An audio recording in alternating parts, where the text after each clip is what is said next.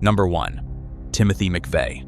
At 9:02 in the morning on April 19, 1995, a bomb exploded in front of the Alfred Murrah Federal Building in downtown Oklahoma City.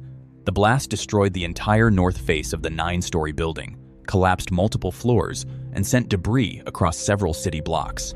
168 people died that morning, including 19 children who were in a daycare center on the building's second floor. 684 others were injured. 324 surrounding buildings were damaged or destroyed. The man who did it was already 2 blocks away, walking to his getaway car when the bomb went off. His name was Timothy James McVeigh. He was 26 years old, a decorated Gulf War veteran from Pendleton, New York, and he had been planning this for nearly 2 years. And when he was eventually asked why he did it, he gave the same answer every time: revenge. McVeigh grew up in upstate New York, raised mostly by his father after his parents divorced when he was around 10 years old. His grandfather introduced him to guns early and passed along a deep skepticism of government authority. As a teenager, he was a loner, interested in firearms and survivalist ideas, and after high school, he drifted through a computer school in Buffalo and a series of short-term jobs before enlisting in the United States Army in May of 1988 at the age of 20. The Army gave McVeigh structure and purpose. He proved to be a disciplined and capable soldier, eventually promoted to sergeant. It was during basic training at Fort Benning, Georgia, that he met 2 men who would define the rest of his life. The first was Terry, a fellow enlistee who shared his interest in guns, survivalism, and anti-government politics. The two became close friends and were later stationed together at Fort Riley in Junction City, Kansas, where they met a third soldier named Michael Fortier, who would become the third member of their circle. In early 1991, McVeigh deployed to the Persian Gulf as part of Operation Desert Storm. He drove a Bradley fighting vehicle for about 4 months, received a Bronze Star for bravery, and came home having seen things that deepened his disillusionment with the U.S. government. He watched American soldiers kill Iraqi civilians and began to believe that the government he had served treated human life, including American lives, as expendable. After returning from the Gulf, he attempted to qualify for Special Forces but washed out after just 2 days. The failure hit him hard. He left the Army, returned to New York, and found that civilian life held nothing for him. He couldn't hold steady work. He felt unmoored, and he began spending more and more of his time at gun shows, selling anti-government merchandise and reading extremist literature. The book that shaped him most was called The Turner Diaries, a 1978 novel written under a pseudonym by a neo-Nazi named William Luther Pierce. The book depicts a white supremacist revolution that begins with the bombing of FBI headquarters using a truck filled with ammonium nitrate and fuel oil. McVeigh read it repeatedly, distributed copies to people he met at gun shows, and later said it directly inspired what he did in Oklahoma City. Pages from the book were found on his body when he was arrested, but there were 2 real-world events that McVeigh pointed to as the specific triggers for his decision to act. The first was Ruby Ridge. In August of 1992, federal marshals attempted to arrest a man named Randy Weaver at his remote cabin in northern Idaho. Weaver had missed a court date on weapons charges and was considered a fugitive. What happened next was a series of confrontations that ended with 3 people dead: a federal marshal, Weaver's 14-year-old son Sam, and Weaver's wife Vicky, who was shot by an FBI sniper while standing in a doorway holding her infant daughter. McVeigh followed these events obsessively. In his framing, the federal government had sent armed agents to a family's home over a weapons charge and killed a child and a mother. He viewed it as proof that the government was at war with its own citizens. Then came Waco. In February of 1993, the Bureau of Alcohol, Tobacco, Firearms, and Explosives attempted to execute a search and arrest warrant at the Mount Carmel Center near Waco, Texas. This was the compound of a religious group called the Branch Davidians, led by a man named David Koresh. The ATF believed weapons laws were being violated on the property. When agents moved in on February 28th, a gunfight broke out. 4 ATF agents were killed, and 6 Branch Davidians died in the initial raid. The FBI then took over and laid siege to the compound for 51 days. On April 19th, 1993, after weeks of failed negotiations, the FBI moved in with armored vehicles and CS gas, a chemical agent used to force people out of enclosed spaces. A fire broke out inside the compound. 76 Branch Davidians died, including David Koresh, and at least 17 children. McVeigh had actually driven to Waco during the standoff and stood outside the perimeter handing out anti-government pamphlets to anyone who would take them. When the fire happened, he was watching on television at Terry Nichols' farm in Michigan. He had been exposed to CS gas during his military training and understood its effects at the concentrations being used. In his view, the federal government had used chemical agents on American women and children, burned them alive, and then buried the evidence when the steel front door to the compound, which he believed would show which side had opened fire first, disappeared from the scene. He concluded there had been a cover-up, and he decided that the people responsible needed to be punished. Over the next 2 years, McVeigh moved from ideology to planning. He traveled constantly, staying with Nichols, with Fortier, and with various contacts in the militia movement. He networked with anti-government extremists across the country. He cased multiple federal buildings and eventually settled on his target, the Alfred P. Murrah Federal Building in Oklahoma City. The building was chosen for 2 specific reasons. First, it housed offices for the ATF alongside the DEA, the Secret Service, and other federal agencies. Second, the open plaza in front of the building would give news cameras a clear, unobstructed view of the destruction, which McVeigh wanted documented and broadcast as widely as possible. He saw the attack as a political statement and wanted it photographed. He also chose a specific date, April 19th, 1995, 2 years to the day after the end of the Waco siege. In 1994, McVeigh and Nichols began acquiring materials. They purchased approximately 2 tons of ammonium nitrate fertilizer. They also obtained nitromethane racing fuel, blasting caps stolen from a quarry, and other components. McVeigh rented a Ryder truck using a fake driver's license under the name Robert Kling. He had listed April 19th as his birthday on that license. In the days before the attack, McVeigh and Nichols drove to Geary Lake State Park in Kansas, where they assembled the bomb inside the truck. The device weighed approximately 5,000 pounds. McVeigh pre-positioned a getaway near the Murrah Building in downtown Oklahoma City. On the night of April 18th, he drove the Ryder truck south from Kansas toward Oklahoma City, alone. The morning of April 19th, McVeigh was wearing earplugs and a t-shirt printed with a Thomas Jefferson quote about watering the tree of liberty with the blood of tyrants. He stopped before reaching the building and lit a 2-minute fuse. He then drove to the drop-off zone directly in front of the Murrah Building, arriving just as the building's offices were opening for the morning, parked the truck, got out, locked the door, and walked away toward the Yellow Mercury 2 blocks away. He later told his biographers that as the bomb went off behind him, he was reciting lyrics from a Bad Company song called Dirty for Dirty. At 9:02 a.m., the bomb detonated. The north half of the 9-story building was destroyed. Floors collapsed onto each other. Cars in the parking lot were incinerated. The force of the blast shattered windows in buildings across a wide radius. People working at their desks on the upper floors fell as the structure beneath them gave way. In the daycare center on the 2nd floor, 19 children died. 168 people were killed in total that morning. 684 others were injured. During the rescue operations that followed, a rescue worker named Rebecca Anderson was struck on the head by falling debris and died from her injuries, bringing some accounts of the total to 169, though 168 remains the most widely cited official figure. McVeigh drove north on Interstate 35. He had no license plate on the Mercury, and 77 minutes after the explosion, about 80 miles from Oklahoma City, an Oklahoma Highway Patrol trooper named Charlie Hanger pulled him over for the missing plate. Hanger approached the car and noticed McVeigh was carrying a concealed Glock semi-automatic handgun in his waistband without a permit. He also had a knife. Hanger arrested him on state weapons charges and took him to the Noble County Jail in Perry, Oklahoma. At that moment, McVeigh had not yet been connected to the bombing. He was simply a man with an illegal gun and no license plate. Within 48 hours, the FBI had released a sketch of the man who had rented the Ryder truck in Junction City under the name Robert Kling. Investigators matched the sketch to McVeigh. They contacted the Noble County Jail and discovered he was already in custody. On April 21st, Terry Nichols, McVeigh's primary accomplice, the man who had helped him build the bomb, surrendered voluntarily to police in Harrington, Kansas, after hearing his name mentioned in news broadcasts.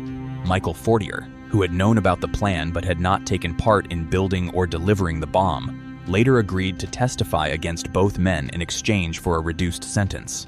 The investigation, known internally as OK Bomb, became the largest criminal investigation in United States history to that point, involving roughly 2,000 FBI agents and the review of more than 682,000 airline reservation records. McVeigh was indicted on 11 federal counts in August of 1995.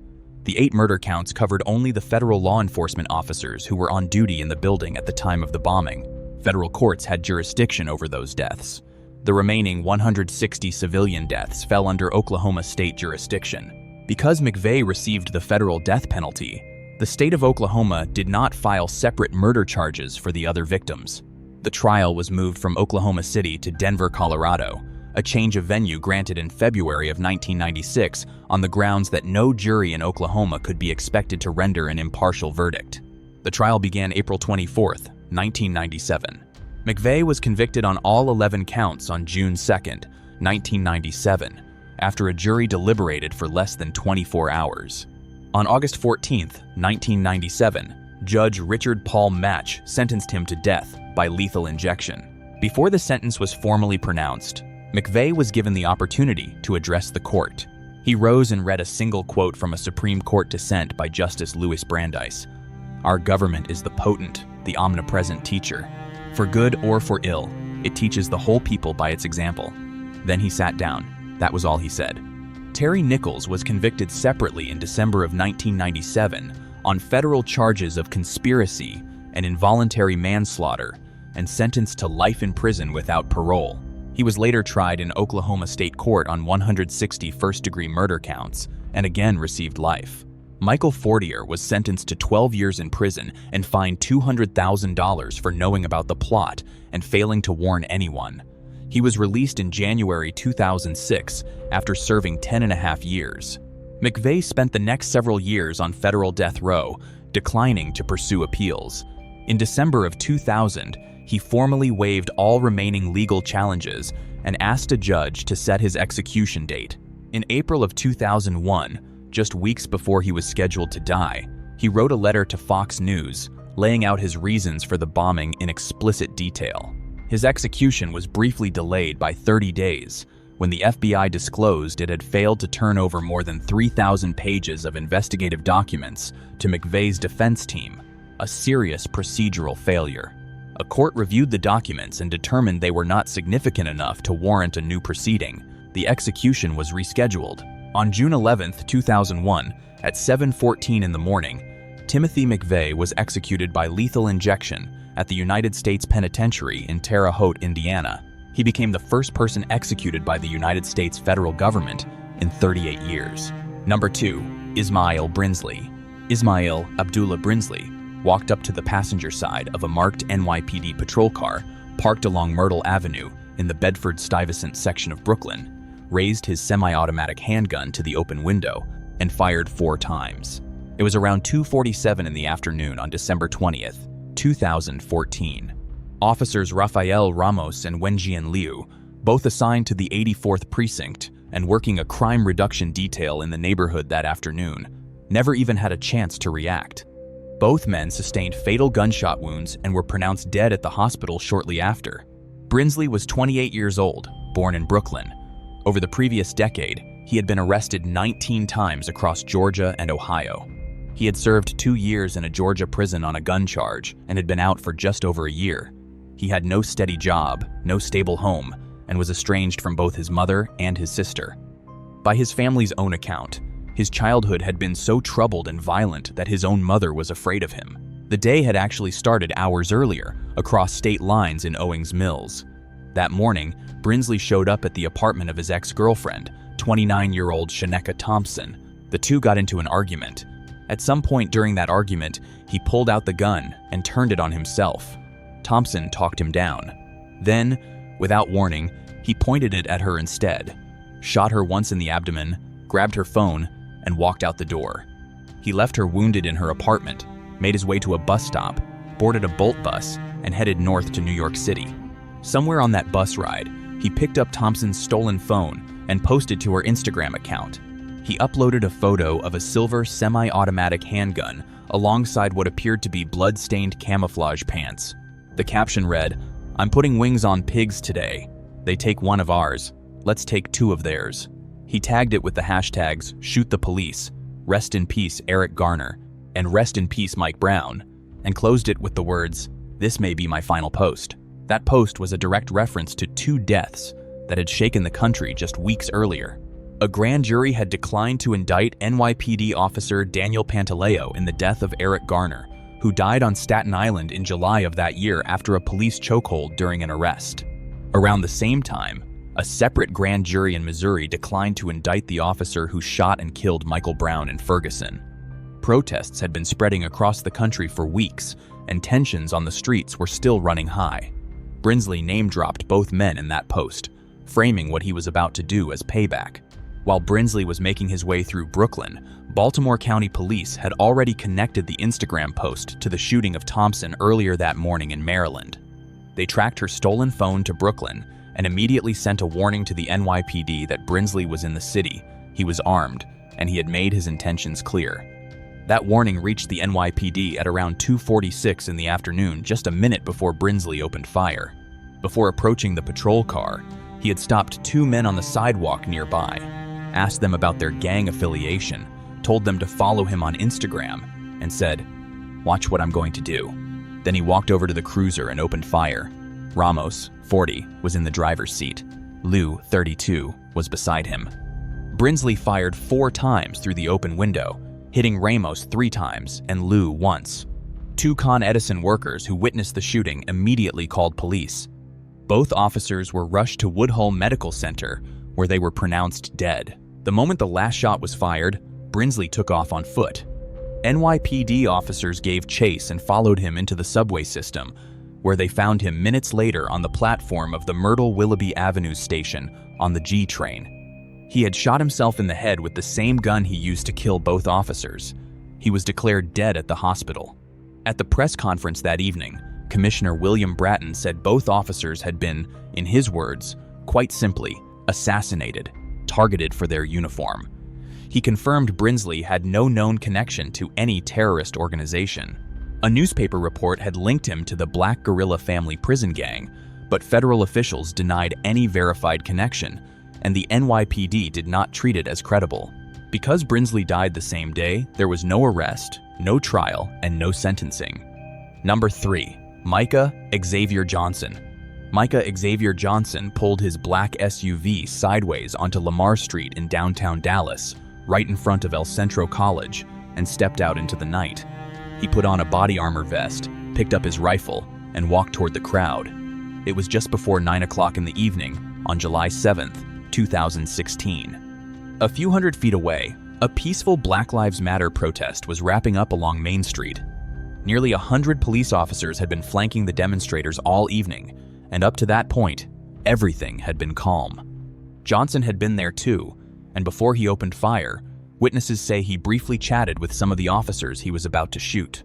Johnson was 25 years old, from Mesquite, Texas. Growing up, he had actually wanted to be a police officer.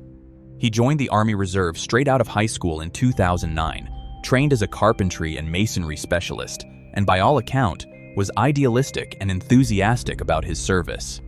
That changed after he was deployed to Afghanistan in late 2013 as part of the 420th Engineer Brigade.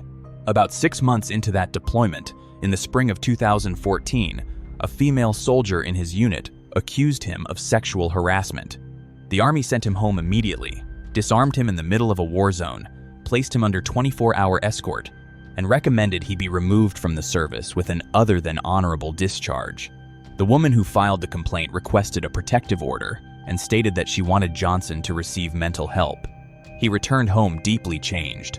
A family friend who knew his mother through church said he became withdrawn, stopped believing in God, and grew far more interested in guns.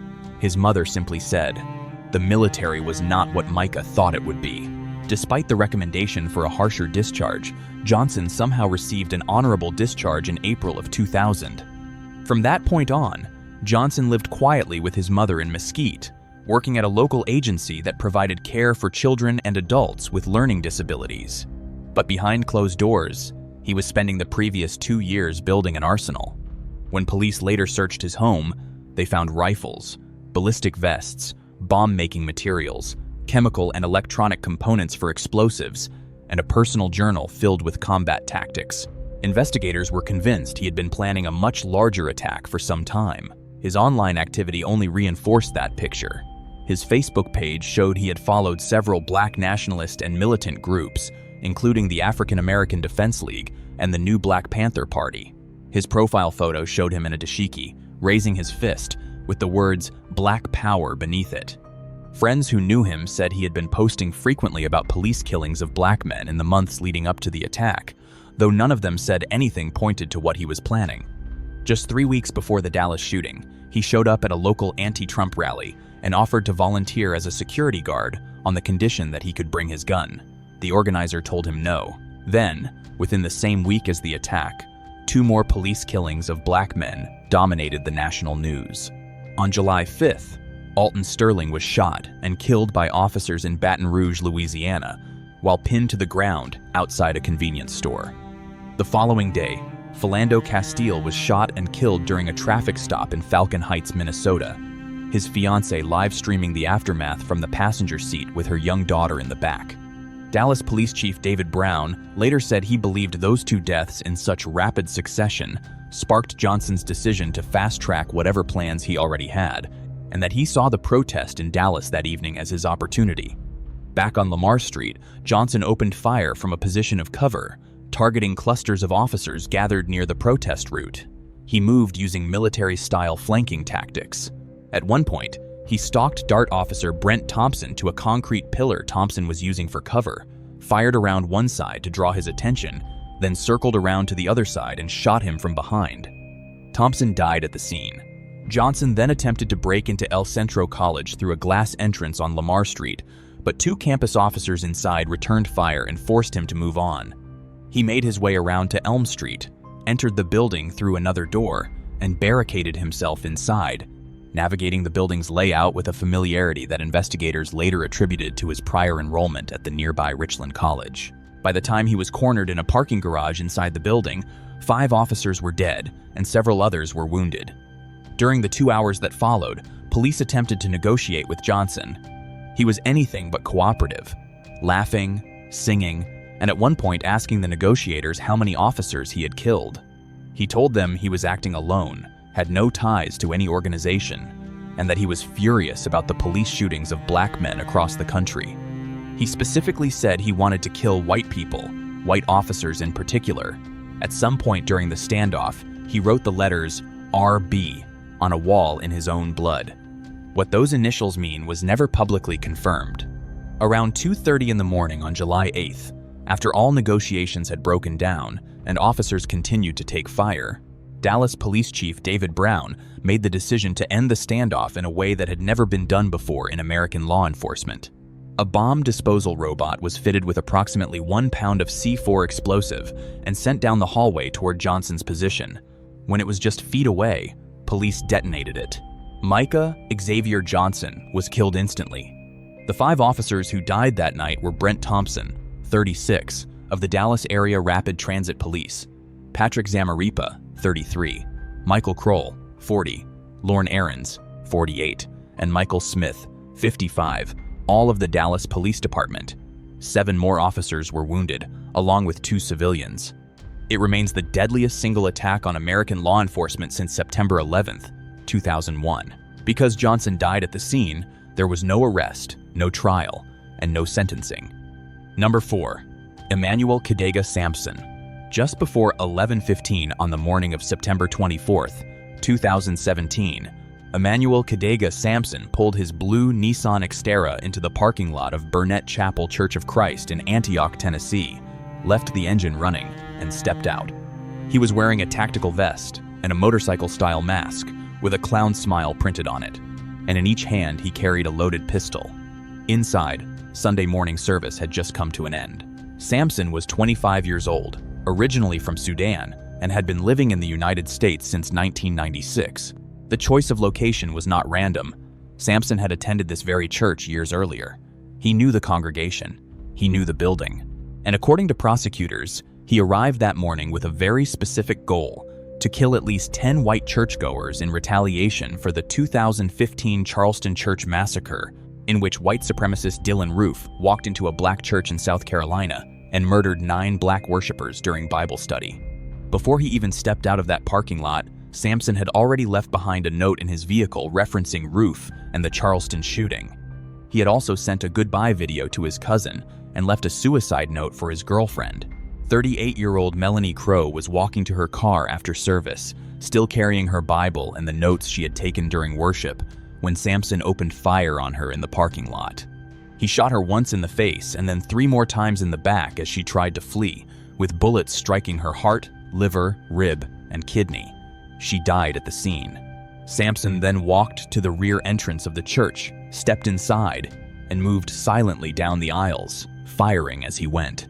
Most of the people he shot were elderly. All of the wounded except one were over the age of 60. The church minister, Joey Spann, was shot and lost a finger. His wife was also among the injured. What stopped Sampson from doing more damage was a 22-year-old church usher named Robert Caleb Engel. When Engel heard what he first thought were fireworks and turned to see a masked man with a gun moving through the church, he confronted him, twice. During the struggle, Sampson pistol-whipped Engel 3 times in the head. But Engel kept fighting, and at some point managed to push the gun back against Sampson, causing it to discharge and strike Sampson himself, sending him to the ground. Engel then ran to his car, retrieved his own firearm, came back inside, placed his foot on Sampson's back, and held him at gunpoint until police arrived. Sampson was taken into custody and treated for his gunshot wound.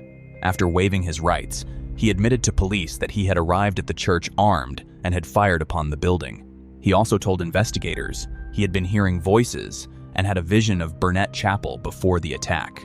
A review of his Facebook page by the Southern Poverty Law Center found that he had been following black nationalist and supremacist groups, including the New Black Panther Party and the Nation of Islam, and had been posting cryptic messages in the days leading up to the shooting. In the months leading up to the attack, Sampson's life had been visibly unraveling.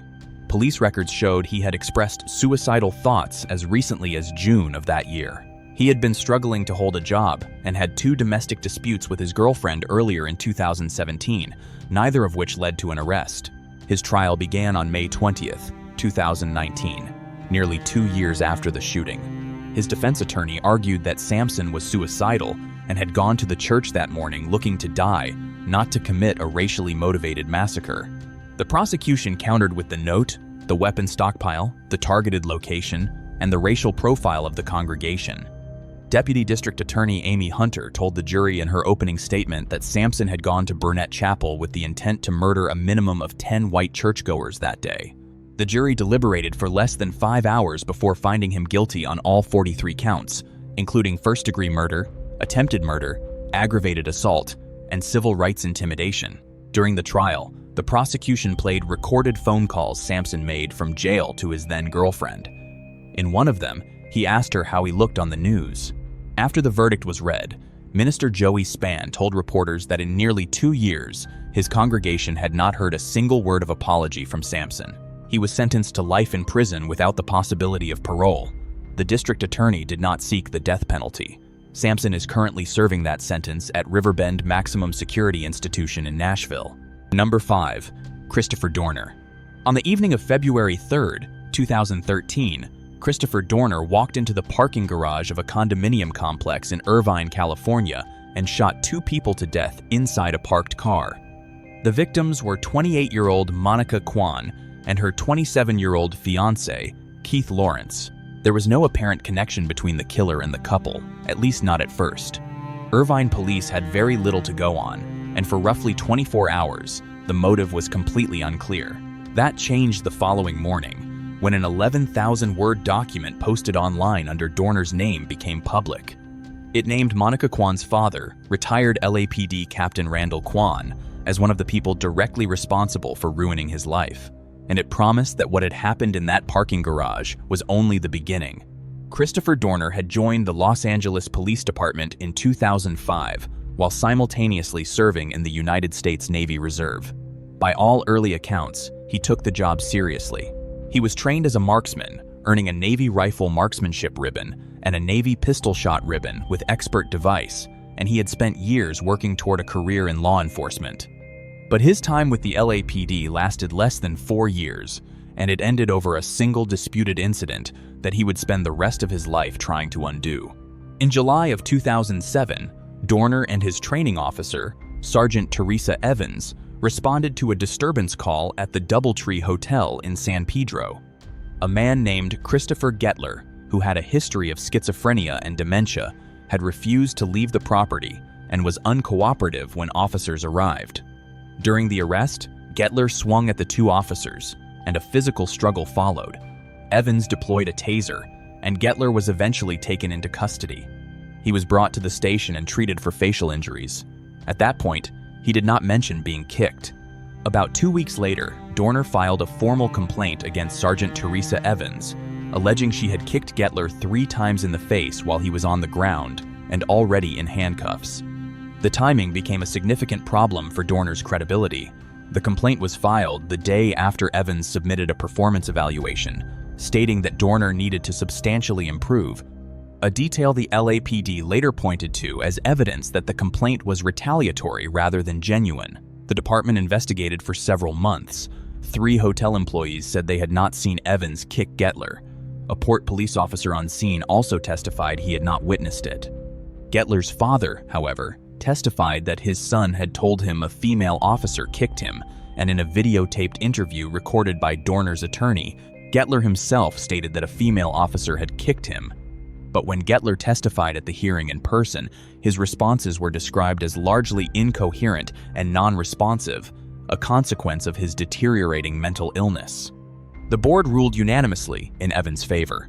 In May of 2008, the LAPD concluded that Dorner's complaint was unfounded.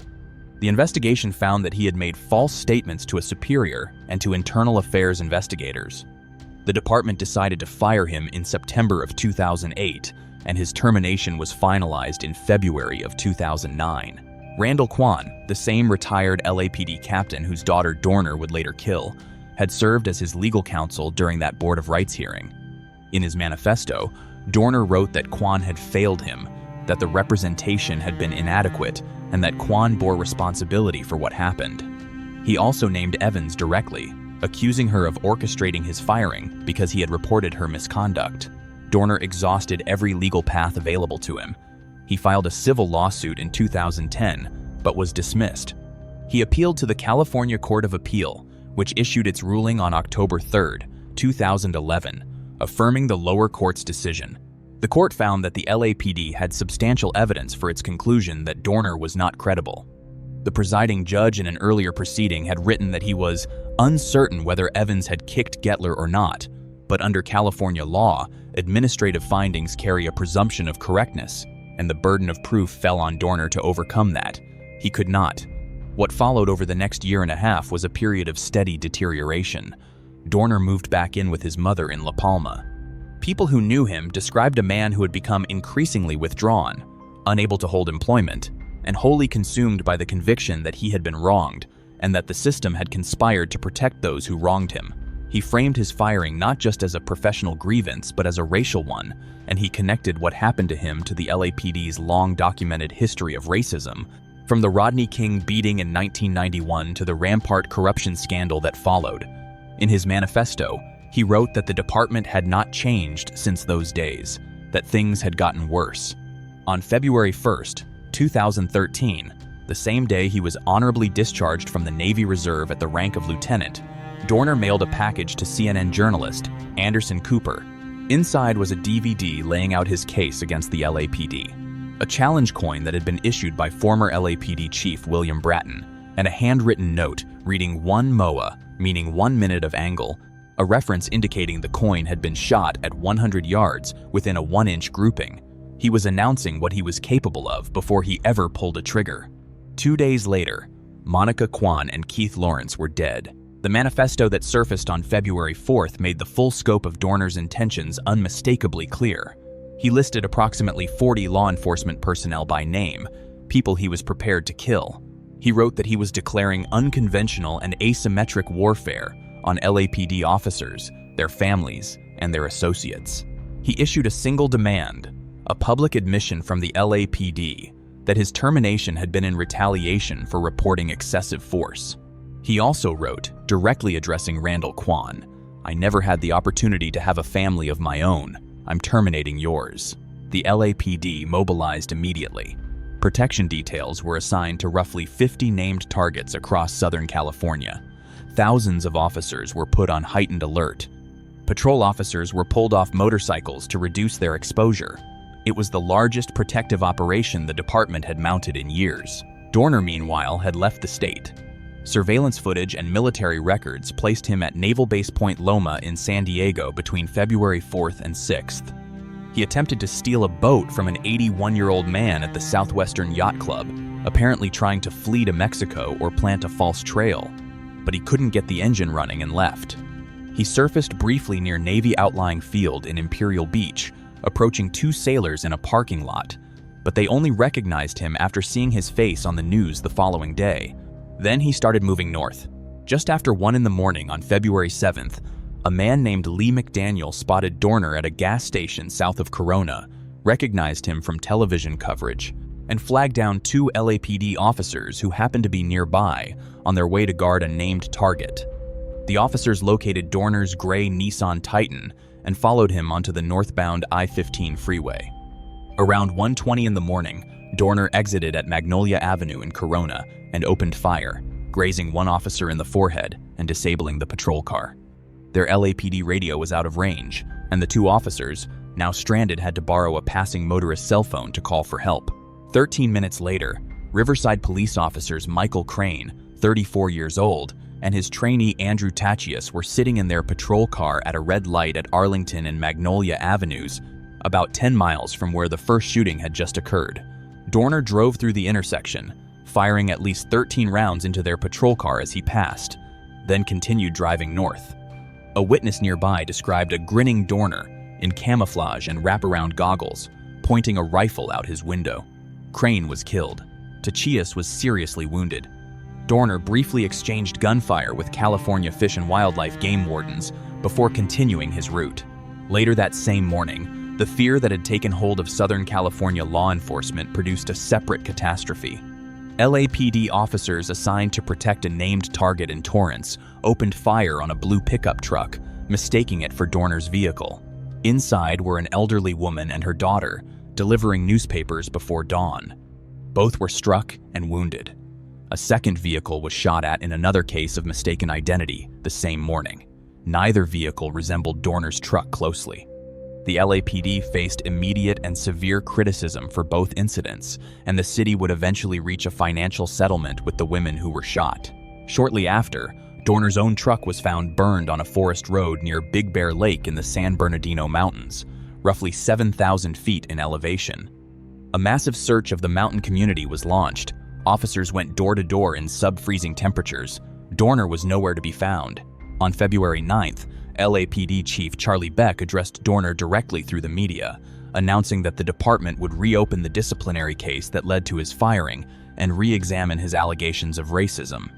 The following day, Mayor Antonio Villaraigosa announced a $1 million reward for information leading to Dorner's capture. For 5 days, Dorner had simply vanished into the mountains.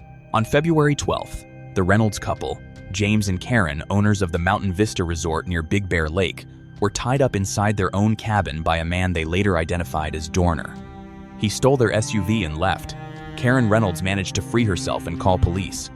A short time later, Dorner encountered a marked law enforcement vehicle, opened fire again, and was tracked to a rural cabin in the unincorporated community of Angeles Oaks in the San Bernardino Mountains. What followed was a prolonged gunfight.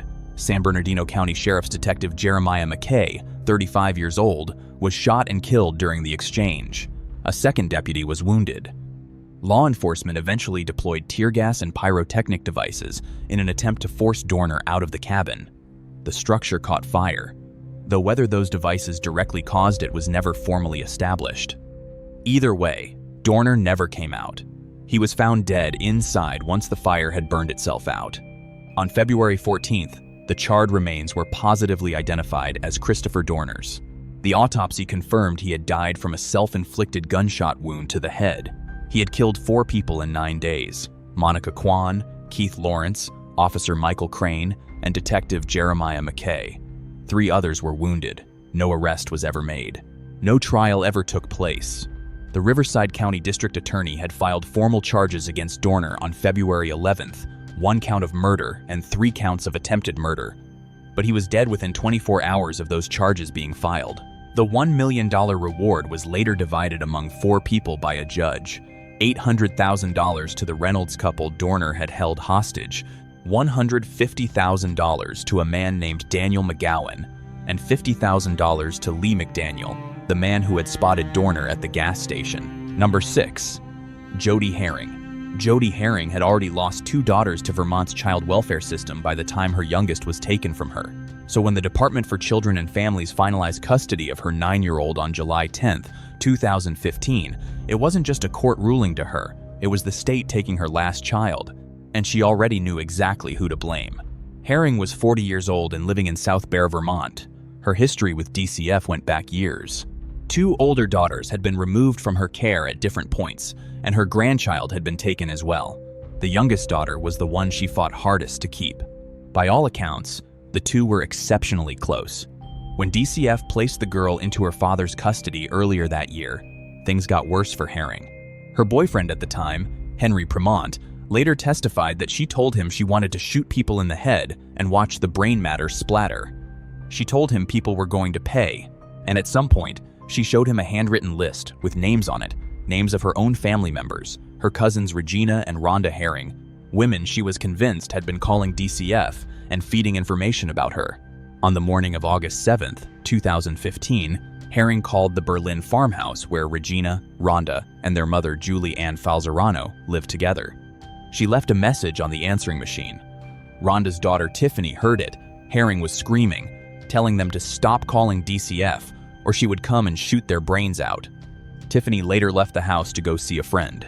That decision likely saved her life. Sometime that morning, Herring drove to the farmhouse and killed all 3 women. Falzerano was 73 years old, Rhonda was 48, and Regina was 43.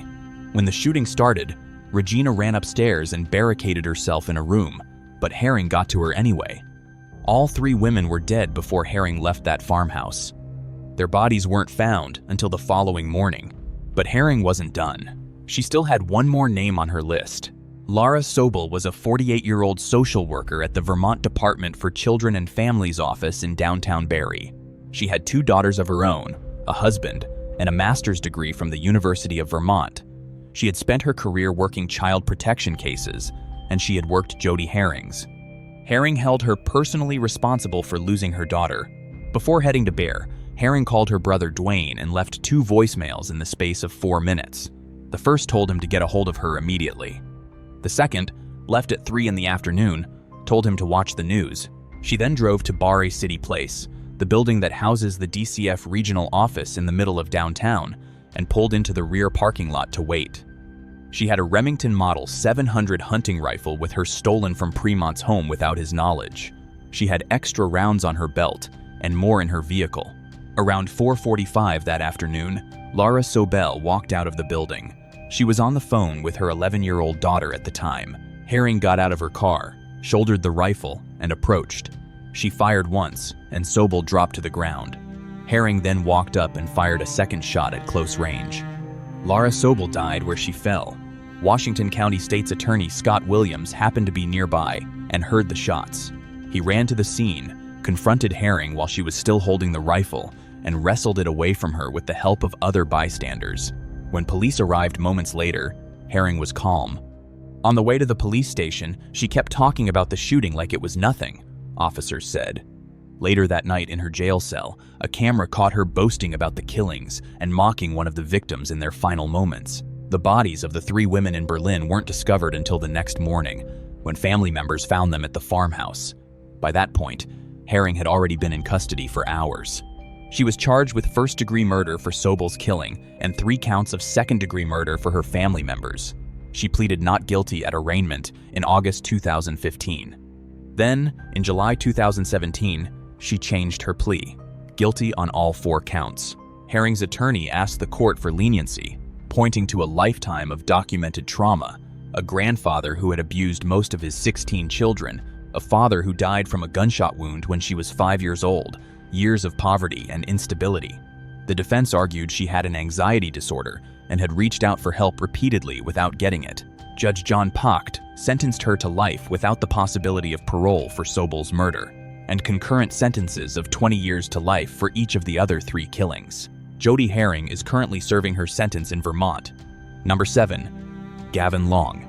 10 days after Micah Johnson killed 5 police officers in Dallas, Gavin Long rented a car in Kansas City, Missouri, and drove more than 700 miles south to Baton Rouge, Louisiana. He checked in, settled down, and spent the next 5 days getting ready. Long was 29 years old, a former Marine sergeant who had served in Iraq and received an honorable discharge in 2010. To the people who knew him, he was positive, encouraging, always smiling. Online, he was someone else entirely. Under the name Cosmos Setapenra, Long had been arguing publicly that peaceful protest was a waste of time, that the only language oppressors understood was bloodshed, and that violence against police was not just justified, but historically necessary. When the Dallas attack happened, he posted that shooter Micah Johnson was one of us and called the attack an act of justice. The backdrop for all of this was the July 5th killing of Alton Sterling, a 37-year-old black man shot by Baton Rouge police outside a convenience store. The video circulated nationally, protests erupted across the city, and the Department of Justice opened a civil rights investigation. Baton Rouge was already on edge when Long arrived. He spent those days scouting the area near police headquarters on Airline Highway, researching officers connected to the Sterling shooting online, and preparing. On the morning of July 17th, Long loaded his rented white Chevrolet Malibu with 2 semi-automatic rifles, a 9mm pistol, and improvised explosive devices.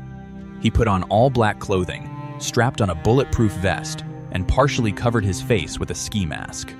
Less than an hour before he drove to Airline Highway, he emailed a 3-page handwritten manifesto to an acquaintance in Ohio, describing what he was about to do as a necessary evil he did not enjoy but felt compelled to carry out to force change in American policing.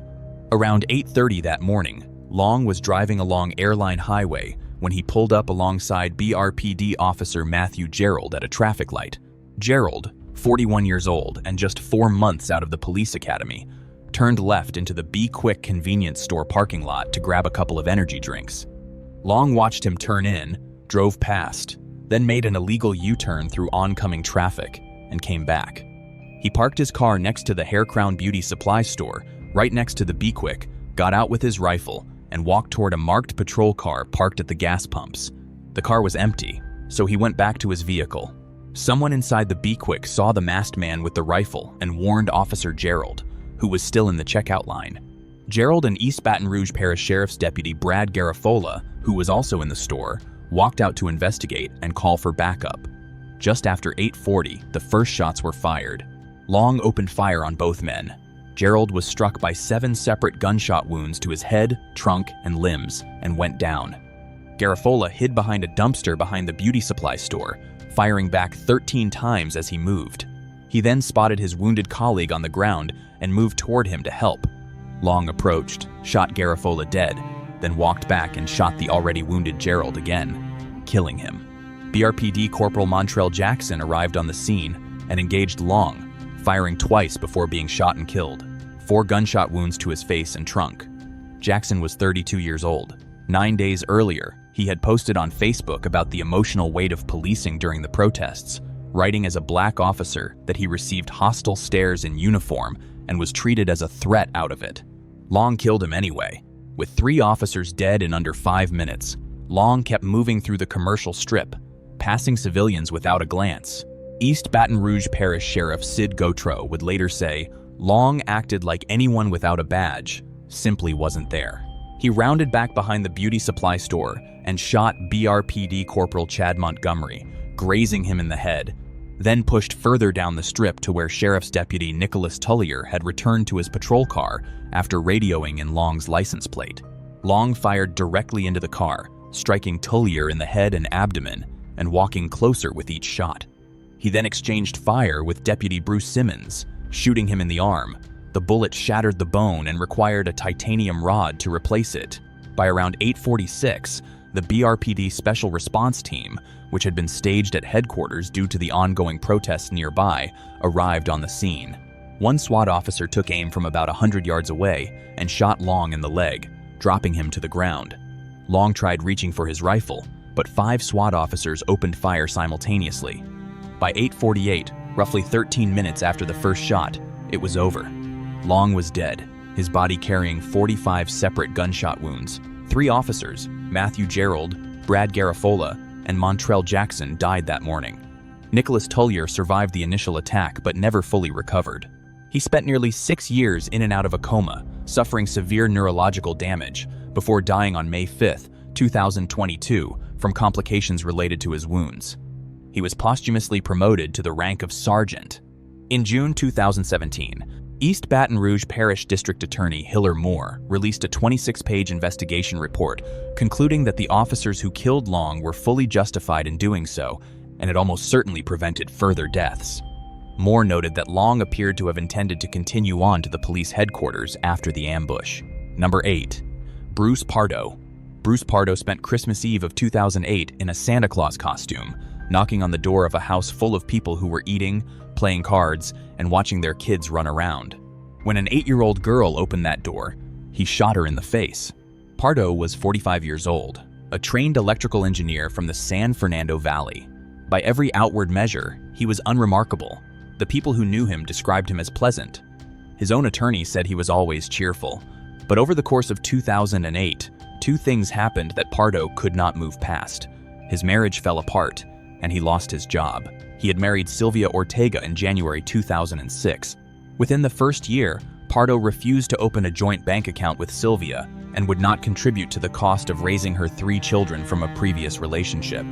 By March 2008, they had separated, and divorce proceedings were underway. In June, a judge ordered Pardo to pay $1,785 a month in spousal support. He complained in court filings that Sylvia was living rent-free with her parents while spending money on a luxury car, trips to Las Vegas, restaurant meals, and golf lessons. He told a friend she was taking him to the cleaners. Then, in July, his employer discovered he had been fraudulently billing for hours he didn't actually work, and he was fired from ITT Corporation. The spousal support was suspended because he no longer had an income. The final settlement required Pardo to pay Sylvia $10,000. She was also permitted to keep her wedding ring and the family dog, details small enough on paper, but ones Pardo had specifically raised in court filings as evidence that the proceedings were unfair to him. The divorce was finalized on December 18th. 6 days later, Pardo carried out an attack he had been planning for at least 6 months. Back in September, he had visited a costume shop less than 2 miles from his home and ordered a custom-made Santa Claus suit for $300. He asked for it to be made extra large, telling the seamstress he wanted to be extra jolly. The extra size left enough room to conceal multiple handguns and a large wrapped package underneath. By the time police searched his home in Montrose after the attack, they found 5 empty handgun boxes, 2 shotguns, and a container for high-octane racing fuel.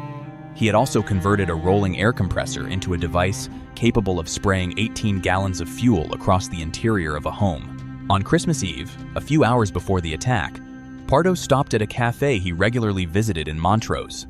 He ordered a turkey sandwich, a raspberry cheese Danish, and a coffee, shook hands with the owner, and wished him a Merry Christmas. Then he drove to Covina. The Ortega family, his former in-laws, held their annual Christmas gathering that night at the family home on Knollcrest Drive. Around 25 to 30 people were there: Joseph and Alicia Ortega, their adult children and their spouses, and their grandchildren. Shortly before 11:30 that night, a man in a Santa Claus costume carrying a large gift-wrapped present knocked on the front door. When the 8-year-old answered, Pardo shot her in the face. She was critically injured but survived. He then pushed into the house and opened fire on everyone inside. One of the guests recognized him and shouted his name before being shot. Pardo moved through the rooms firing at people, and at least one witness later reported that some victims tried to fight back even after being wounded.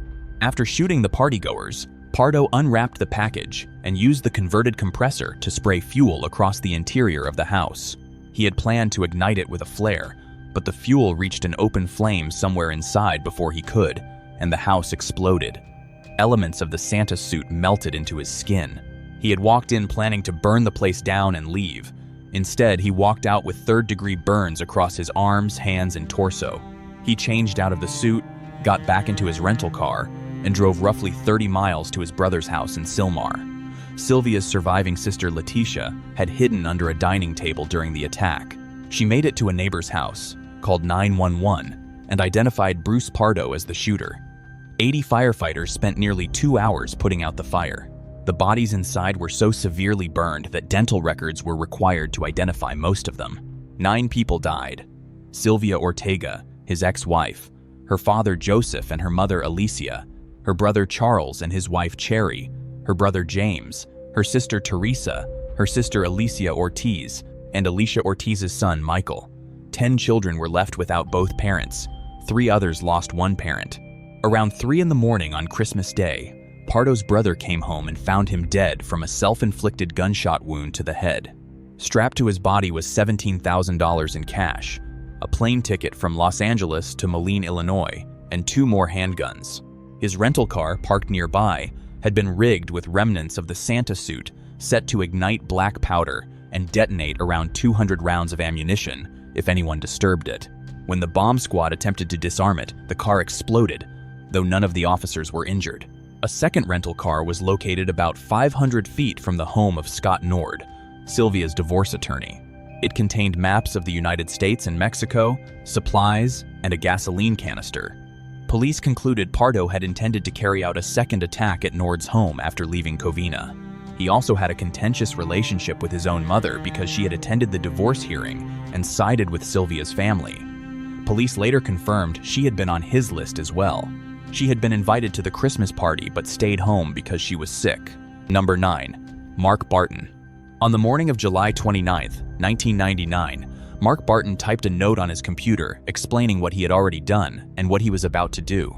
It was 6:38 in the morning. After finishing the note, he got in his car and drove to Atlanta. Barton was 44 years old, a former research chemist who had spent most of the previous decade as a day trader, buying and selling high-risk stocks out of trading offices in Atlanta's Buckhead district. By the summer of 1999, he had lost more than $105,000 at a single firm over the previous 2 months alone, and that firm had canceled his account. The other firm he regularly used had also stopped working with him. The money he had been trading with came from a $294,000 insurance payout from the death of his first wife, Deborah Spivey, who had been found bludgeoned to death alongside her mother in Alabama in September 1993. Barton had been the prime suspect in that case, but no charges were ever filed. He had financed his entire day trading career with that insurance money, focusing on high-risk internet stocks. By the summer of 1999, most of it was gone. His second wife, Leanne, had moved out of their rented house months earlier and into a 2-bedroom apartment in Stockbridge, a suburb southeast of Atlanta.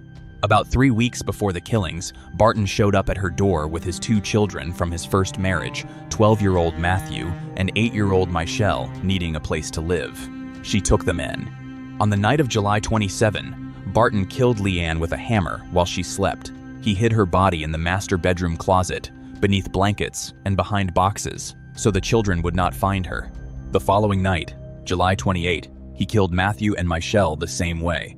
Hammer blows to the head while they slept, and then placed them face down in the bathtub to make sure they were dead. He carried them back to their beds, covered them with blankets, and placed a stuffed teddy bear on Michelle and a Game Boy on Matthew. He wrote individual handwritten notes and left one on each of them. Then he sat down and typed the longer note. In it, he described how and when he had killed his family. He wrote that he had killed Leanne because she was one of the main reasons for his demise, and that he had killed the children to spare them from living without parents. He denied involvement in Deborah Spivey's 1993 murder, adding there was no reason for him to lie anymore. And near the end, he wrote that he did not plan to live much longer, just long enough to kill the people who had, in his words, greedily sought his destruction. He left the note on the living room coffee table and drove to Buckhead. Around 3 that afternoon, Barton walked into the offices of Momentum Securities on the 10th floor of 2 Securities Center, one of the firms that had canceled his account. He had a legitimate appointment there to drop off $50,000 in cash, and he waited calmly on the trading floor, chatting with coworkers. When the branch manager didn't appear, Barton pulled out 2 handguns and opened fire. According to witnesses, he made a brief remark to the room before shooting. 4 people were killed. One man, Brad Schomel, was shot 3 times at close range and survived. Within roughly 5 minutes, Barton was gone. He crossed Piedmont Road on foot and walked into the Alltech Investment Group in the Piedmont Center building, the other firm. He found his former managers Brent Doonan and Scott Manspeaker, along with an assistant named Kathy Camp, and told them he had something they would want to see. He led all 3 into a private room and opened fire, wounding all 3. Doonan was shot 5 times. Camp was left permanently blind. Barton then walked out into the main trading floor and continued shooting. 5 more people were killed and 10 others wounded. He had fired a total of 39 rounds across both locations. He left before police arrived. Police launched an immediate manhunt across the Atlanta area. Around 4 hours after the shooting, Barton approached a young woman in a parking lot at Town Center Mall in Kennesaw, apparently trying to take her as a hostage. She managed to get away and contact security. Someone else spotted his dark green minivan around the same time, and officers began pursuing him north on Interstate 75. The chase ended at a gas station in Ackworth, roughly 30 miles from Buckhead. As officers moved in to apprehend him, Barton shot himself. He was dead by the time they reached him. When police searched the Stockbridge apartment, they found Leanne, Matthew, and Michelle, along with the 4 notes Barton had left. The typed note in the living room was released publicly by Henry County Police Chief Jimmy Mercer the following day. The killings at the 2 trading offices, combined with the 3 family members killed at home, brought Barton's total to 12 dead. 13 others were wounded and survived. The shooting remains the deadliest mass shooting in Georgia's history. No charges were ever filed.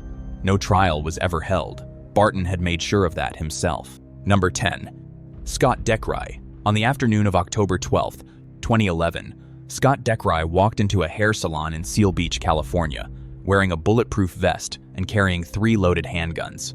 He knew exactly who he was looking for and exactly where to find her. Her name was Michelle Fournier, and she was his ex-wife. Seal Beach is a small, quiet coastal city in Orange County, about 30 miles south of Los Angeles. Salon Meritage sat at 500 Pacific Coast Highway, a well-regarded hair salon where Michelle worked as a stylist. She had built a life there, had regular clients, and was close with her co-workers. On that Wednesday afternoon, the salon was busy, with roughly 20 people inside. Deckry and Michelle Fournier had married in 2003 and had 1 son together, a boy named Dominic. In February of 2007, Deckry was working as a tugboat crew member when a tow line snapped on his vessel about 2 miles off the coast of Los Angeles.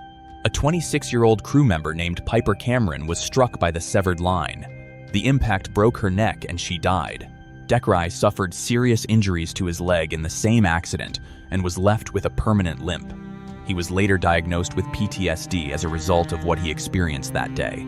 Court records noted that people around him observed a significant change in his personality after the accident. About a month after the accident, he and Michelle divorced. The divorce itself was one thing. What came after it consumed the next 4 years of Deckry's life. He and Michelle entered a bitter, drawn-out custody battle over Dominic, who was a young child at the time. Deckry pushed aggressively for sole custody. Michelle pushed back. In court filings, she described Deckry as physically abusive, said his behavior around decisions involving their son had become erratic and obsessive, and stated that he had once held a gun to her head. Her brother separately told media that Deckry had threatened to kill Michelle on more than 1 occasion. By the time the case went back to court in October 2011, Deckry had reportedly spent somewhere between $70,000 and $80,000 in legal fees. At some point around 2 months before the shooting, Michelle confided in a close friend named Sharon White that Deckry had told her he was going to come to the salon and shoot her. White later told reporters this directly. Michelle had clearly taken the threat seriously enough to tell someone about it, but she continued going to work. On October 11th, 2011, the day before the shooting, Deckry and Michelle were both present at a custody hearing in Orange County Superior Court in Santa Ana. A court-appointed evaluator had prepared a report on the custody arrangement, and its recommendation was against giving Deckry sole custody. The report instead suggested a near-equal arrangement, one that did not give Deckry the outcome he had spent years and tens of thousands of dollars pursuing. Also present at that hearing was a woman named Christy Lynn Wilson. a 47-year-old stylist at Salon Meritage and a friend of Michelle's. Christie had testified at the hearing on Michelle's behalf, directly opposing Decry's custody claim. The following afternoon, Decry showed up at the salon. He arrived around 1:20 in the afternoon wearing a bulletproof vest beneath his clothing and carrying 3 handguns. He had 3 loaded spare magazines in his left cargo pocket and additional loose rounds in his right. He walked directly to Michelle Fournier and shot her multiple times. She died at the scene. He then turned to Christy Wilson, the woman who had testified against him at the hearing the previous day, and shot her. At that point, the salon's owner, 62-year-old Randy Fannin, ran toward Decry carrying a pair of scissors, trying to stop him. Decry shot him at the front of the salon. Fannin did not survive. Decry then moved through the rest of the salon, continuing to shoot. He stopped and reloaded at least once. In his confession to investigators afterward, Decry described the remaining people he shot as collateral damage. The entire attack inside the salon lasted approximately 2 minutes. Some people escaped by running into the street. Others locked themselves in back rooms. One stylist hid in a bathroom and heard a colleague, Laura Elodie, pleading with Decry to stop shooting before she was killed. 6 people were declared dead at the scene. 2 more were taken to hospital with critical injuries and died there. A 9th person, a 73-year-old woman named Hattie Stretz, was struck by a single bullet that passed through her arm and into her chest. Hattie was a regular client at the salon and was there that day getting her hair done by her daughter, Laura Elodie, one of the stylists who was killed. Hattie survived her wounds and was released from hospital 5 days later. When Decry walked out of the salon, he wasn't done. In the parking lot, he noticed a man named David Cowett, a 64-year-old man sitting in his Range Rover, which happened to be parked right next to Decry's vehicle. Decry later told investigators he believed Cowett was an off-duty or undercover police officer who was reaching for a weapon on his floorboard. He shot Cowett in the head. Cowett was pronounced dead at the scene. He was the 8th and final victim. Decry then got into his white Toyota Tundra pickup truck and drove away. Police responded to reports of shots fired within minutes. Officers located Decry's truck less than half a mile from the salon, at the intersection of Central Avenue and 12th Street. He pulled over without resistance and stepped out of the vehicle. When officers opened his shirt, they found the bulletproof vest. 3 handguns were recovered from the passenger side floor of the truck in plain view. His cargo pockets contained 3 loaded spare magazines and additional loose rounds. As one of the arresting officers placed paper evidence bags over Decry's hands to preserve gunshot residue, Decry said, without being asked anything, "I know what I did." He was taken to Orange County Jail in Santa Ana and held without bail. Orange County District Attorney Tony Rakauskas announced charges 4 days later, 8 counts of first-degree murder with special circumstances and 1 count of attempted murder. He stated that the motive was revenge over the custody dispute and described Decry's actions inside the salon as methodical execution. Rakauskas announced the office would seek the death penalty. The shooting was the deadliest mass murder in Orange County history. Decry's arraignment took place on November 29, 2011, where he entered a not guilty plea. His attorney was a public defender named Scott Sanders. The case then went through years of legal proceedings before reaching a critical turning point. On May 2, 2014, Decry pleaded guilty to all 9 counts, 8 murders, and 1 attempted murder. His attorney stated that Decry had been offered nothing in exchange for the plea and wanted the victims' families to know he would not challenge his incarceration at any point. But the question of whether he would face the death penalty was far from settled, and what happened next became one of the most significant legal scandals in California history. Decry's attorney, Scott Sanders, had been paying close attention to what was happening inside Orange County Jail after his client's arrest. He noticed something unusual. A fellow inmate had been placed in a cell near Decry, and this particular inmate had a history of working as an informant for law enforcement. In other words, he was a snitch. Sanders suspected this wasn't a coincidence, and he started digging. What he uncovered was deeply serious. Orange County Sheriff's deputies had been running a secret program in which they deliberately placed informants, inmates who worked for law enforcement, in cells near specific targets. The informants would then strike up conversations with those targets and try to get them to say something incriminating, something that prosecutors could later use against them in court. The problem is that this is illegal. Once a person has been charged with a crime and has a lawyer representing them, Law enforcement is not allowed to use informants to secretly gather statements from them without their attorney present. It is a direct violation of a defendant's constitutional right to legal counsel. And in Dekrai's case, it was even more absurd. He had already confessed to police at the scene. There was nothing left to extract, but the program had been used on him anyway. On top of that, Sanders discovered that records about the informant program had been deliberately withheld from defense attorneys and from the courts for years, meaning judges had been making decisions without knowing the full picture of what law enforcement was doing behind the scenes. In March 2015, Judge Thomas Goethals removed the entire Orange County District Attorney's Office from the case, ruling that the office had a conflict of interest due to its close relationship with the Sheriff's Department. The California Attorney General's office took over the prosecution. The scandal continued to grow. Investigations were launched by the U.S. Department of Justice, the California Attorney General's office, the county grand jury, and the DA's own office. In August 2017, Judge Goethals ruled that the death penalty could not be pursued against Dekrai. He found that the prosecution team's repeated failure to disclose informant-related records, what he called chronic obstructionism, meant a fair penalty phase trial could not be guaranteed. On September 22, 2017, nearly 6 years after the shooting, Dekrai was sentenced to 8 consecutive terms of life without the possibility of parole, plus 7 years to life for the attempted murder of Hattie Stretz, plus 9 additional consecutive terms of 25 years to life for using a firearm in each crime. And that's all we have for you today. If you enjoyed this series, make sure you like, subscribe, and turn on notifications so you never miss a new upload. Until next time, stay safe.